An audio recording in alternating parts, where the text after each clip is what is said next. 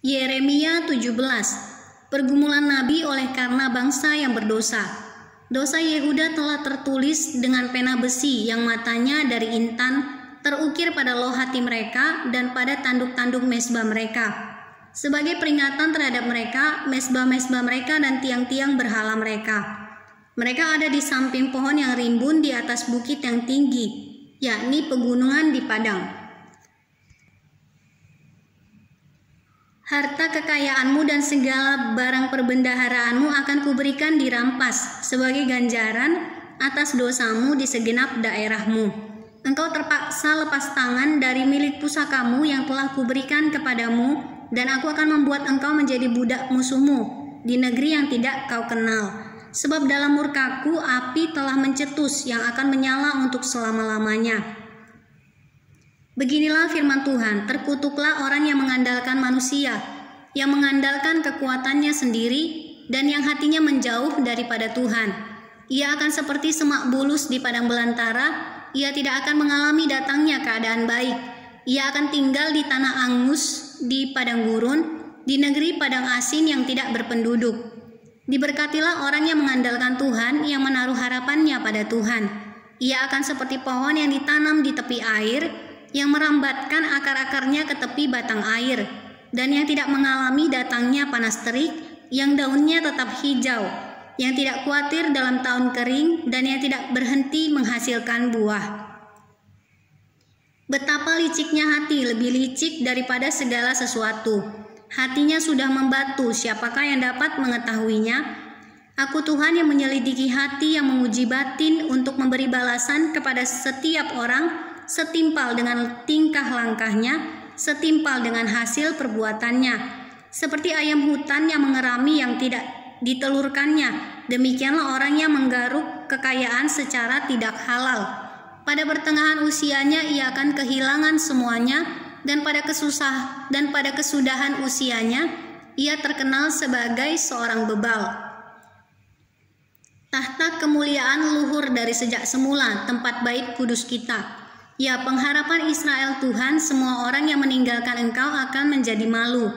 Orang-orang yang menyimpang daripadamu akan dilenyapkan di negeri, sebab mereka telah meninggalkan sumber air yang hidup, yakni Tuhan. Sembuhkanlah aku ya Tuhan, maka aku akan sembuh.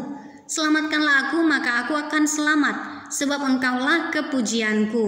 Sesungguhnya mereka berkata kepadaku, di manakah firman Tuhan itu? Biarlah ia sampai. Namun tidak pernah aku mendesak kepadamu untuk mendatangkan malapetaka, aku tidak mengingini hari bencana. Engkaulah yang mengetahui apa yang keluar dari bibirku, semuanya terpampang di hadapan matamu. Janganlah engkau menjadi kedahsyatan bagiku, engkaulah perlindunganku pada hari malapetaka. Biarlah orang-orang yang mengejar aku menjadi malu, tetapi janganlah aku ini menjadi malu. Biarlah mereka terkejut, tetapi janganlah aku ini terkejut. Buatlah hari malapetaka menimpa mereka, dan hancurkanlah mereka dengan kehancuran berganda. Hari Sabat harus dikuduskan. Beginilah firman Tuhan kepadaku, pergilah engkau dan berdirilah di pintu gerbang anak rakyat yang dilalui keluar masuk oleh raja-raja Yehuda, dan di segala pintu gerbang Yerusalem. Katakanlah kepada mereka, dengarlah firman Tuhan, hai raja-raja Yehuda, hai segenap Yehuda dan segenap penduduk Yerusalem yang masuk melalui pintu-pintu gerbang ini. Beginilah firman Tuhan, berawas-awaslah demi nyawamu, janganlah mengangkut barang-barang pada hari Sabat dan membawanya melalui pintu-pintu gerbang Yerusalem.